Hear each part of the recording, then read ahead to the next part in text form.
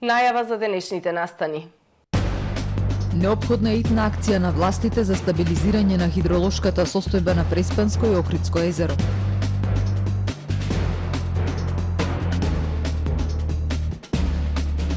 Состојбата на детското оделение во Струга е исклучително тешка, алармира доктор Вулнет Бектеши.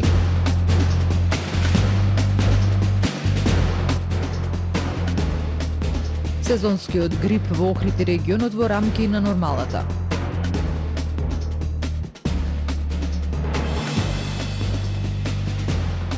Завршија конзерваторско-реставраторските работи на црквата Света Богородица Болничка.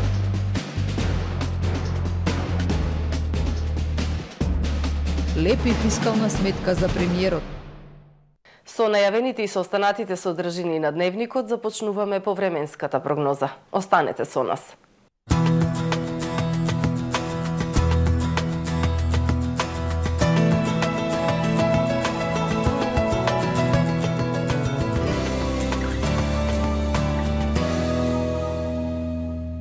Во Охрид денес времето умерено облачно со повремени сончеви периоди, ветровито и студено, со измерени максимални само 7 степени Целзиусови. Во текот на ноќите кон среда ќе биде умерено облачно и студено. Утре во северозападна, северна и североисточна Европа времето невообичаено студено. За овој период од годината се очекуваат и повремени и слаби врнежи од снег. Врнежи од снег се очекуваат и на крајниот исток.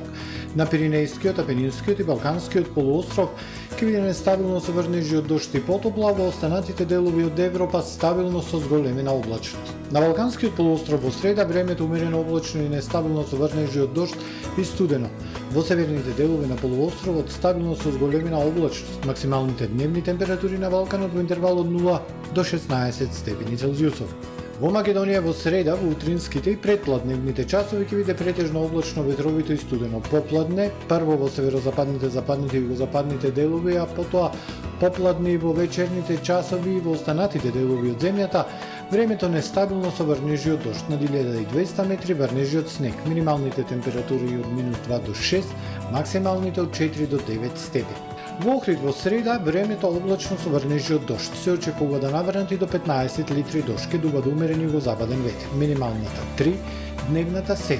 Во четврток, во утринските часови врнежите ќе престанат. Во текот на денот ќе биде умерено облачно со сончеви периоди и температура до 9 степени, а во петок умерено облачно време со сончеви периоди и потопло. Минималната температура 6, дневната 12 степени.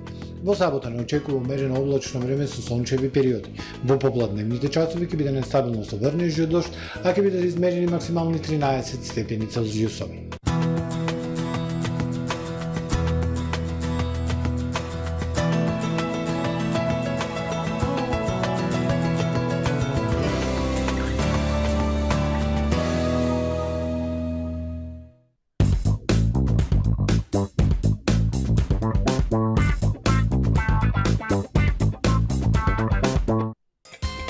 Данкат, ваш партнер, село Мистрешево, Струга. Супер акција во Миса Маркети. Ванилица со джем 500 грама 159 денари. Фруктал ладен чај праска 1,5 литри 42 денари. Гарденија гарнир микс 450 грама 59 денари. Ева туна со зеленчук 115 грама 42 денари. Фери калинка 800 мл плюс шумско 650 мл 199 денари. Маслинки каламата 1 кг 299 денари. Пазарете со мерак, ваши Миса Маркети.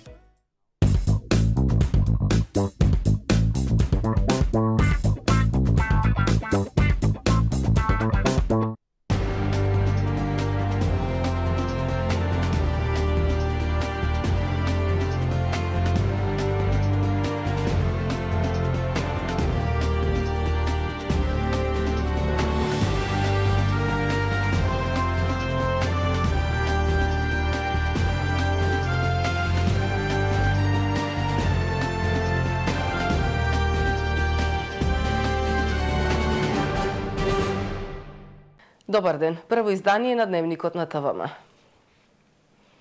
И Охридското и Преспанското езеро се соочуваат со намалување на водостојот.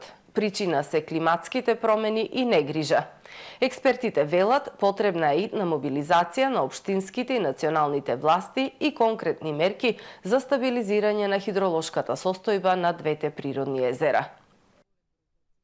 Водостојот на Охридското езеро се наближува до минималната дозволена кота. Според денешното мерење, нивото е на 7 см до критичната точка. Драстичните намалувања на водостојот се резултат на климатските промени, лошото управување со езерото и час поскоро треба да се преземат мерки. Експертите велат штетите врз екосистемот од осцилациите на најголемото природно езеро се несогледливи, но никој не води грижа. Искористење на водата на Охридското езеро како резервоар за производство на струја е нешто многу негативен за екосистемот. Министерството за животна средина нема некој мониторинг перманентен за да регистрира зашто денес има отворено 5 или колку метри овој браната во навлез на реката Дрин. Алармантна е состојбата и на Преспанското езеро. Главната причина за енормното намалување на нивото е човечкиот фактор. Потребен е одговорен и сериозен пристап од институциите, велат експертите. 90% на ова проблематика што има Преспанското езеро е фактот што е резултат на активности на луѓето и нема контрола од одговорните структури за овој што случи во сливот на Преспанското езеро. Според научната фела, потребна е итна мобилизација на општинските и националните власти и конкретни мерки за стабилизирање на хидролошката состојба на двете природни езера. Доктор Вулнет Бектеши од детското оделение во општата болница Струга преку јавен Facebook статус алармираше за тешката состојба со недостиг на лекари. Тој бара да се преземе конкретна акција од ресорното министерство за надминување на проблемот кој настана откако во Охрид поради недостиг на педиатри престана да функционира детското оделение, а децата веќе една година се препраќаат во Струга. Секој ден се поголем број пациенти, се помалку доктори. Ова веќе не се издржува. Ова се зборовите со кои доктор Вулнет Бектеши укажува на лошата состојба на детското оделение во општата болница во Струга. Во објавата на Facebook, доктор Бектеши јавно ги повикува премиерот, министерот за здравство и директорите на општите болници во Струга и Охрид да направат нешто конкретно за решавање на проблемот. Напливот на пациенти на детското оделение во Струга започна откако пред една година поради недостиг на педиатри се затвори детското оделение во Охридската болница. На детското оделение во Струга работат 5 педиатри, од кои еден заминува во пензија, а друг на специјализација, со што бројот на специјалисти се намалува. Министерот за здравство Беким Сали при неговата последна посета на Охрид пред 2,5 месеци најави дека ќе се надмине проблемот со недостиг на педиатри во Охрид преку ротации. Тоа значи дека е побарано од директорите на општите болници да има договор помеѓу двете институции за неделно да се ротираат лекарите од Струга и Охрид, рече министерот Сали. Слично ветување граѓаните слуша и од претходниот министер за здравство Венко Филипче, кој најавуваше дека специјалисти педиатри од Скопската клиника ќе работат на детското оделение во Охрид, откако ќе се изгласа измената на Законот за здравствена заштита. За жал до денес ништо од ветувањата на здравствените власти. Од октомври 2021 поради недостиг на педиатри, детското оделение во Охрид работи како амбуланта од 8 до 20 часот. Пациентите од Охрид за време на ноќта и во викенди се препраќаат во Струга, каде педиатрите прегледуваат и по 200 деца. Малиот број на регистрирани случаи со сезонски грип во Охрид и регионот е резултат на зголемениот опфат на вакцинација. Поучени и исплашени од непријатните состојби со ковид, повозрастните и лицата со коморбидитети есенва активно се вакцинираа. Оние кои што пропуштиле имаат можност повторно да се обратат до Центарот за јавно здравје. Бројот на регистрирани лица со сезонски грип во Охрид, но и во регионот е мал. Клиничката слика на заболените била стабилна, при што ниту матичните лекари, ниту инфективното одделение досега немаат земен обриз од суспектно болни за да се потврди кој тип на вирус циркулира во нашиот град, вели епидемиологот Јованка Стурлакова-Коровешевска од Центарот за јавно здравје Охрид, која истакна дека има појава на регистрирани нови ковид случаи. Околностите со грипот постојано се следат и не се драстично променети уште од 40-тата календарска недела од кога започнува задолжителните пријавувања. Пред 2 недели имаме пријавено само 4 лица, значи тоа е за 47-та недела, додека 48, 49 и сега 50-та недела воопште немаат пријавено ни еден заболен од грип. Но затоа пак последниве 2 недели имаме зголем број на заболени од COVID-19, 8 за претходните 14 дена. Состојбата со сезонскиот грип во Охрид е под контрола, како резултат на зголемениот опфат со вакцинацијата. Апликацијата на вакцини против сезонскиот грип започна на средината на октомври, а луѓето поучени и исплашени од состојбите и последиците од ковид периодот, особено повозрасните и лицата со коморбидитети, активно се вакцинираат. Дополнително, лицата кои што не успеале или испуштиле, можат слободно да ги презакажат своите термини за бесплатна вакцинација, потенцира Стурлакова Коровешовска.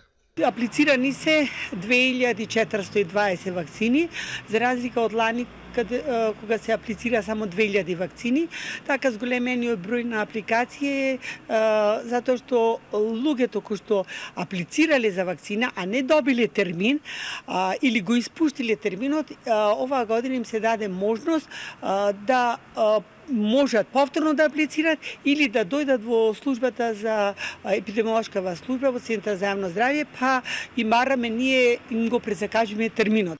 Значително мала е заинтересираноста за комерцијалните вакцини, што пак е последица на слабиот одзив на помладите луѓе и нивната нестекната навика за заштита од сезонскиот грип. Стурлакова Коровешовска дополнува дека ваквите состојби на мал број активни случаи на сезонски грип и солидната вакцинираност во Охрид се пресликани и на останатите населени места под надлежност на Центарот за јавно здравје Охрид. Завршија конзерваторско-реставраторските работи во црквата Света Богородица Болничка во стариот дел на градот Охрид, која датира од 14 век. Првичниот фреско живопис на оваа црква се смета дека е насликан околу 1370 година. Меѓутоа, црквата претрпела измени низ вековите во однос на архитектурата и фрескосликарството.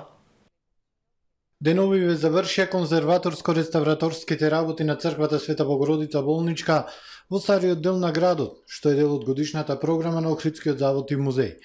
Предходни последни интервенции врз фрескосликарството во црквава биле направени во 1959 до 69 година. Оваа година со конзервација беше опфатено фиксирање и стабилизирање на ранливите делови нападнати од влага на источниот и северниот зид, која негативно делуваше на основите на живописот. На јужниот зид од наосот беа обновени старите конзерваторски малтери, додека на источната и северната фасада беа обновени старите и дотраени фуги од кои наблегувала дождовна вода. Оштетувањата на фрескосликарството на црквата се предизвикани од влагата, која што транспортира соли врз фреските. Со помошници на Македонската православна црква се исчисти и целиот покрив на црквата од мов, лисија и вегетација. Проектот е од годишната програма за работа на Националната установа Завод и музеј од Охрид, а раководител е магистер Никола Патчев. Инаку оваа црква, како и црквата Свети Никола Болнички, која се наоѓа веднаш спроти неа, според раскажувањата на старите охриѓани, се нарекуваат болнички, бидејќи во средниот век се користели како објекти за карантин за време на епидемии. Во тек се завршните активности за реконструкција и асфалтирање на улицата Будва. Според договорот со АД и Линден, поставен е нов слој асфалт во должина од 700 метри, плочник по целата должина на улицата, а предходно јавното предпријатие Нискоградба постави нова атмосферска канализација, информираат од локалната самоуправа. Вкупната вредност на инвестицијата изнесува 10 милиони денари, со која значително се подобруваат сообраќајните и инфраструктурните услови за жителите од населбата Железничка. Лепи фискална сметка како доказ дека не е намалена цената, му даде на премиерот новинар од телевизија Алсат на денешната пресконференција во владата. Новинарот рече дека лебот го купил 10 минути пред да почне пресот и потенцира дека цената на истиот леб пред 3 недели била 51-52 денари, а денеска лебот чинел 51 денар, посочувајќи дека на терен нема намалување на цените на основните производи, како што премиерот и министерот за економија најавуваа. И тогаш исто така беше прашан министерот за економија, доколку не го направа тоа, дали владата има механизми? Да, владата има механизми, кои што се однесуваат во законски можности за ограничување на цени, замрзнување на цени и така натаму. Кај дел од прехранбените производи веќе има намалување и кај дел од производители, значи тоа го видовме и кај рафинираното масло, кое што 40 денари му е намалено од највисоката цена која што беше, што е повеќе од 10%, и кај одредени производители на леп кои што ја намалија цената. Пак ќе има состанок сега министерот за економија со Стопанската комора и ќе видиме докаде е намалувањето на цените. Второ, државниот пазарен инспекторат треба агилно да ги спроведува своите инспекции, да ги прави сите потребни споредби на влезните фактури, на методологиите за формирањето на цената и така натаму, и да дојдеме финално до намалување на цените така како што е договорено со стопанските комори. Бидејќи на крајот на денот мора да признаете дека сите одлуки кои што досега ги носевме во овие 10 месеци се постигнати низ широк диалог за било кое прашање. Денес во собрание влегува буџетот за 2023 година и оние прераспределби на буџетските средства со кои треба да се покрие долгот на државните институции кон ЕВН. На денешната пресконференција премиерот Димитар Ковачевски кажа дека владата планира да ги покрие долговите за неплатена струја на државни институции. Дел од државните институции во земјава, меѓу кои Клиничкиот центар Мајка Тереза и Железници Транспорт, има рок од ЕВН до 15 овој месец да го платат долгот за потрошена електрична енергија. Во спротивно би били исклучени од мрежата.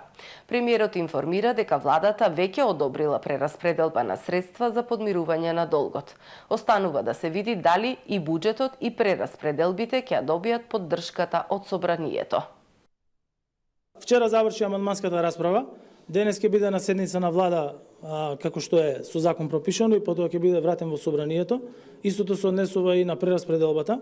Сметам дека сите пратеници тоа ќе го поддржат, односно треба да го поддржат, со оглед на тоа дека се работи за обезбедување на нормално функционирање на државата во услови на економска и енергетска криза и непречено одвивање, конкретно прашањето во однос на прераспределбата, на здравствениот систем и на сите други витални системи на државата, и сметам дека пратениците